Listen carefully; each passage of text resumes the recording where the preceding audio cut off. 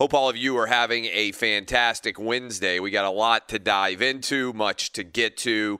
Last night, what an unbelievable mess of a presidential debate. Yesterday afternoon, or yesterday morning, I guess it was, news comes out about COVID-related issues in my hometown of Nashville with my hometown team of the Tennessee Titans. We'll talk about both of those issues as we roll through. In particular, the Titans, 3 different players have tested positive for COVID, which is the biggest outbreak the NFL has had since really they returned to training camp and got rolling. And immediately there was a lot of panic, but we'll continue to track this story and see if there are going to be additional positive tests. If there are not, then it seems like the story is going to be the Tennessee Titans are going to play. Eventually, yesterday afternoon, the Titans announced 3 different players that had tested positive. They were defensive lineman Daquan Jones, long snapper Bo Brinkley, and a tight end on the practice squad named Tommy Hudson. They are the 3 guys that have tested positive so far on the team. If it is limited to those 3, then it's going to be an intriguing storyline to see how this plays out because the Titans are not allowed to return to their facility until Saturday, which basically means if the Titans played on Sunday that they would have maybe a walkthrough on Saturday, maybe a little bit of a walkthrough on Sunday, and all of their other game prep for the undefeated Pittsburgh Steelers would have to occur via remote camera work from everybody's homes. That seems pretty difficult to prepare for a team like the Steelers via Zoom. This also has impacted in some way the Minnesota Vikings since there was a fear that maybe there had been an exposure that occurred during the course of the game. But so far, no Vikings have tested positive, and it seems like they will be able to return to some sense of normalcy. The goal of the NFL appears to be to play this game as scheduled, either on Sunday or if they have to move it back to Monday. So that is the latest on, frankly, what you would have anticipated of an outbreak that would have occurred before now. The NFL will have to figure out exactly how this will be dealt with. The other possibility is adjusting bye weeks and changing some of the schedule and allowing the Titans to play later on week 7 against the Pittsburgh Steelers. That would be allowed to say, this is the detail that I saw, they could easily set it up and play in week 7 if the NFL moved the Steelers' week 7 game against the Ravens into week 8 when both teams have byes.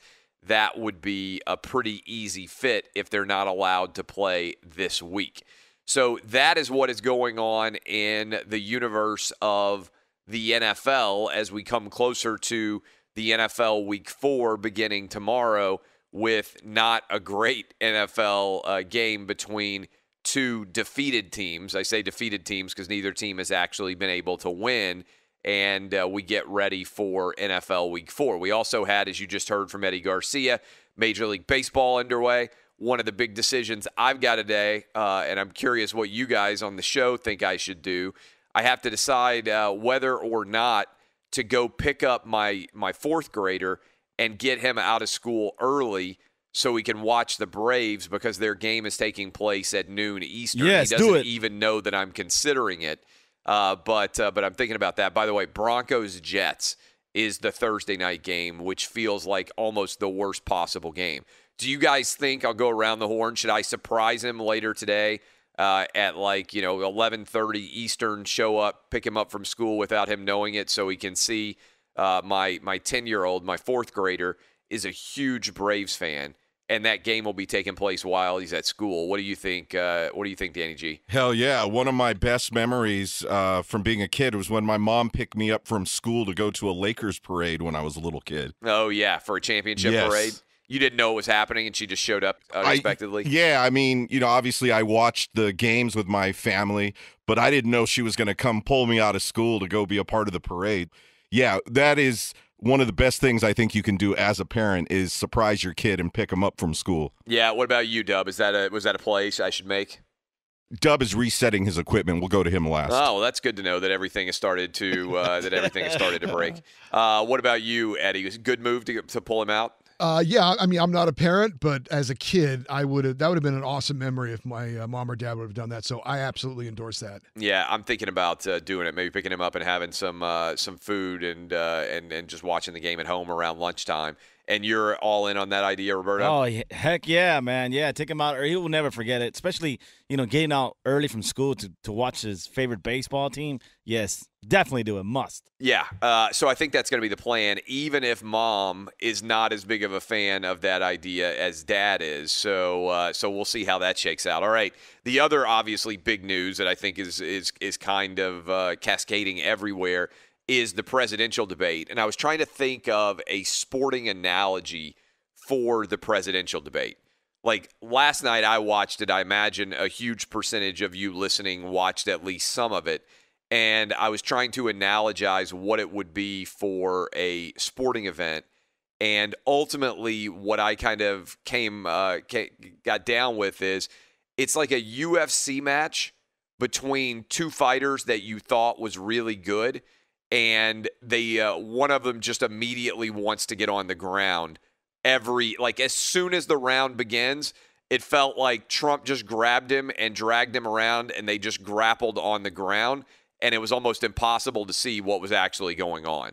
And maybe the other analogy would be if you want to go with a boxing match, it was like a boxing match where both guys keep hitting after the bell, and the official keeps like standing there trying to stop them from fighting and lecturing them, and eventually just turns to the judges and says, take points off both scorecards. This is a total mess. Do you have a sporting analogy? Did you watch Danny G?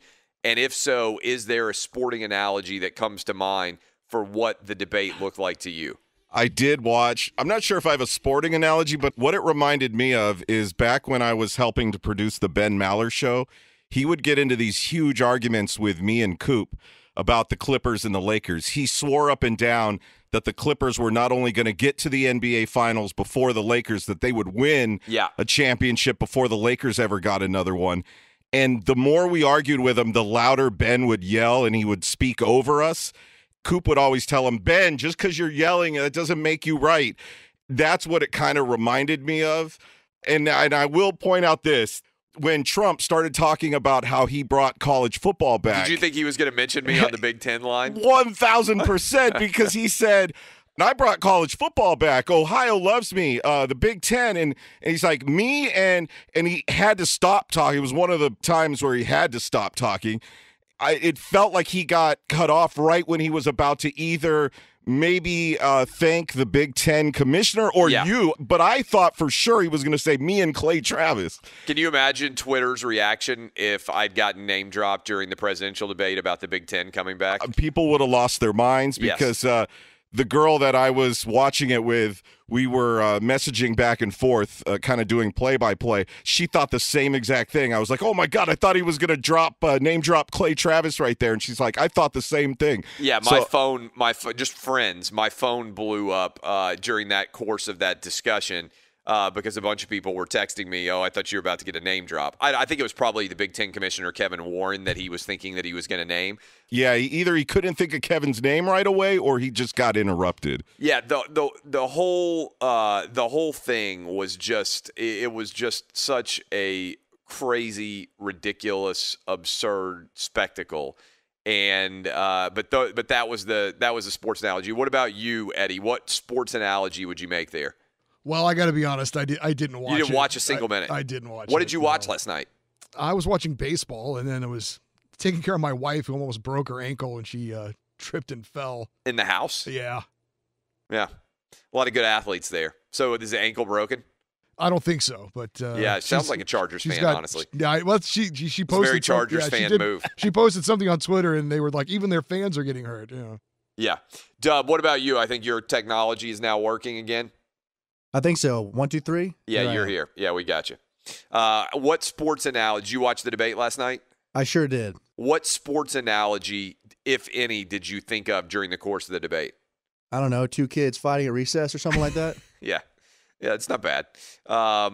What about you, Roberto? Did you watch? No, I didn't watch either. At all? Did you watch baseball instead, or what did you watch? Yeah, I was watching baseball. Was that a calculated decision not to watch 1 minute on your part? Yeah, I didn't feel like watching it at all. Same thing with you, Eddie, where you just like, I just have no interest whatsoever in watching this? Yeah, I mean, it certainly isn't going to change my mind on who I'm voting for. I don't think it's going to change anybody's mind at this point. But, I get tuning in for the spectacle of it. I understand that. I mean, I polled people last night, and I said, I'll look at the latest, but I was like, what percentage of my audience was watching this debate? And the most watched debate of all time is 83 million people, I think was one of the Trump-Clinton debates. And there's some debate, hey, will more people watch this one? Is there more interest? How exactly is it going to shake out? And let's see, did you watch? 84% of my audience on social media, my Twitter feed, at Clay Travis, said they watched. So, I mean, that's a pretty massive percentage of people that actually watched. So I'm very confident that it's going to be the biggest audience watching anything on television since the Super Bowl. So beyond a shadow of a doubt, we can kind of factor in that is going to end up happening. But again, the analogy I kind of thought of was a UFC fight. And you know how sometimes you want to see like two fighters really go at it, and one of them just immediately goes to the ground, and then they're grappling and they're rolling around, and it's kind of hard to tell exactly what's going on. Trump wanted to get to the ground.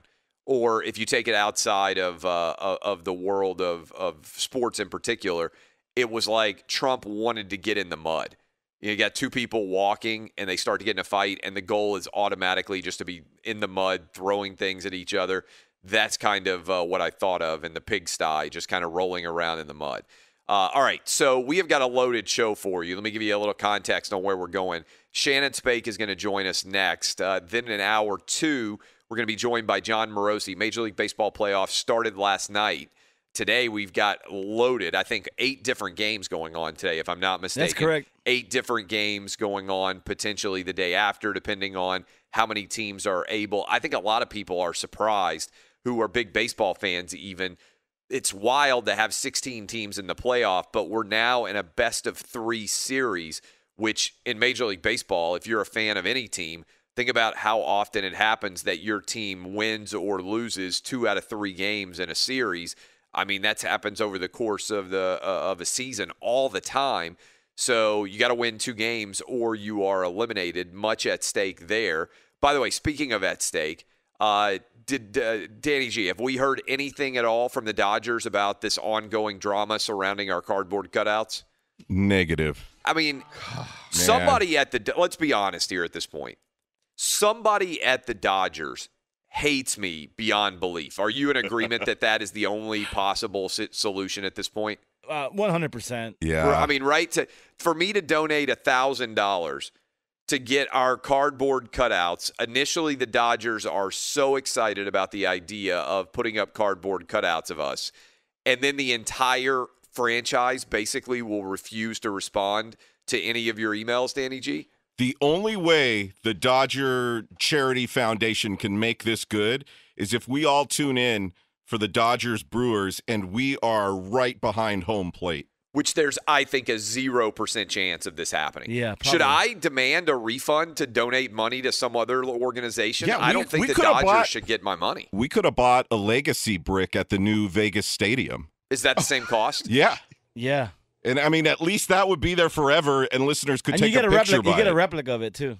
Sent home. A legacy brick. I mean, I don't know that a legacy brick is necessarily what I would dream of, but is there uniform agreement? I'm going to go around the horn here, that somebody at the Dodgers hates me and that we should get a refund for my donation to the Dodgers in exchange for this for these cardboard cutouts. You agree with this, Danny G, beyond a shadow of a doubt? Even the Dodgers director of public relations ignored the Clay Travis email. I don't understand. I mean, I'm not one to brag or draw attention to myself. But even within the context of, there's no way that the Dodgers can have that many people in media who have bigger audiences than me that are asking a very basic question. Like, this is an intentional ignoring of us because somebody in a position of power at the Dodgers hates me. And I don't know. I've never personally met, to my knowledge, anybody that has a position of power in the Dodgers organization. I don't think, to my knowledge, I don't think I have ever met anybody. I've been to one Dodger game in the postseason, and I had a really good experience there. There were tons of Outkick fans that I met when I went to the Dodgers World Series game. I don't remember what game. Do you remember what game I went to? I think it was game 3, something like that, back in the World Series. And it's wild to me that they won't even respond to us. Dub, is there any doubt in your mind that somebody hates me? Should we get a refund here? I hate to take the money out of the kids' pockets here, but I'll just donate it somewhere else where they actually respect. I mean, I spent $1,000 with them. I'll just give that $1,000 to somebody else that actually respects the fact that I exist and that our show exists. Well, there's no doubt. And I think if you had done this with, let's say, the Atlanta Braves. It's a great example. The Atlanta Braves, I reached out. For people who don't know, the Atlanta Braves, I took my 4th grader for his birthday. You can't go into the stadium, obviously, but I booked a hotel room. I sent a message to the Atlanta Braves on social media because they have responded on Instagram to some of my tweets, some of my Instagram posts before. I said, hey, I'm coming down. My 9-year-old is turning 10. We're going to be staying at the hotel. Let me know if there's anything cool that we could do. Appreciate it. And the Braves are big fans of Outkick. Somebody in the Braves organization gets back to me almost instantaneously, and my son got to be on the Jumbotron saying play ball, right? Instantaneously, within 24 hours, the Braves make that happen. Props to the Braves. I'm not saying that every team has people that love Outkick. A lot of them do. Obviously, some teams have people who hate Outkick. That's kind of the nature of being in the opinion business. I'm not going to, cast aspersions on anybody. They're entitled to their right of opinion, just like everybody on this show is. But to not even respond to us over the course of basically, it's been like a month, hasn't it, Danny G, at least?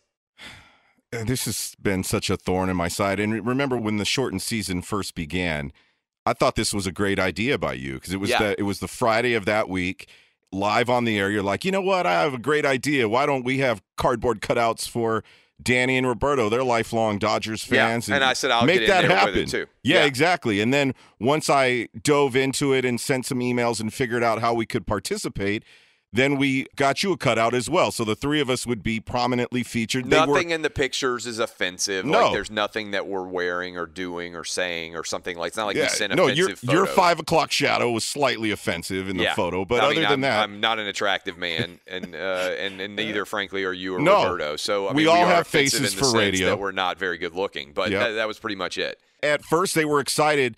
So it had to have been somebody else in the Dodgers charity organization that got in the ear of the director and shut it down. And said basically refused to respond to these people. It's crazy. Saw your photo and was like, I hate that guy. Make sure no cameras see his ugly face. And I don't really even mind that. I would just like to know who that person is and have them on the show and have them explain why they refuse to allow cardboard cutouts of us. Like the Denver Broncos put cardboard cutouts of the entire South Park crew. Did you see that in their stadium? Which I thought was pretty funny because South Park is set in Colorado. Matt Stone and Trey Parker, the creators of South Park, are big Colorado natives. They're huge Denver Bronco fans. And everybody thought that was funny. Like, it's not like you putting a cardboard cutout of someone in the stadium means that you agree with them on every single issue under the sun, right? It's a charitable event. So, Dub, I cut you off, but your position in general is somebody at the Dodgers hates me. Absolutely. Zero doubt. What about you, Eddie? Yeah, I get this is for charity, but it was for charity in exchange for something being done for you that has not been done. So I absolutely think you're within your right to ask for your money back and put it somewhere else. So I don't know why they wouldn't have done this. I don't have any explanation why they wouldn't respond, except for what you said. Somebody's got it out for you. Somebody doesn't like you, and so they don't want to do this. Don't you think that person, if they had any actual balls, should also have to identify themselves and be like, hey, this is why we made the decision, instead of going totally silent? I don't presume that everybody has to like me. My mom thinks it's crazy because she thinks I'm the greatest person on the planet. My wife probably agrees with the Dodgers, kind of hates me part of the time too, so she's probably like, it's a smart move by the Dodgers. But I think they should at least have to come on the show and explain, right? I would love to have that conversation. And at minimum, they should have to respond to an email over the course of a month and explain what's going on. Do you think it's just somebody hates me, Roberto? Yeah, the fact that they haven't responded through the email is ridiculous, man. And then the only other thing I can think of is that, Danny, you said that they said we were going to be put in behind a prominent place. They said that they promised, hey, we'll put you. Oh, we're excited about this. I'm thinking that the money came in and there was no more seats available there, and then they didn't know what to do with that donation, therefore they're not replying back. So you think they're just backpedaling? Yeah, exactly. Yeah, I don't buy that. I think it would be an easy solution to be like, hey, we couldn't get you behind home plate, but we decided to put you at this funny location. Yeah. And the fact that they've switched out different celebrities and people from behind home plate. And also, we have a ton of listeners and a lot of people who are watching Dodger games. Like, nobody has seen our cutouts anywhere. I don't even think they're in the stadium. Seen them at all. Like, and Roberto watches every game. Yeah, so. I mean, but I legit, there's foul balls, there's home runs. Like, I somebody's trying to throw a blanket onto our shine. I legitimately don't think we're there at all. All right. As we go to break, we're about to be joined by Shannon Spake. Have a lot of interesting conversation with her. We'll find out where she's going on the road this week to work in the NFL and more. This is Outkick on Fox Sports Radio.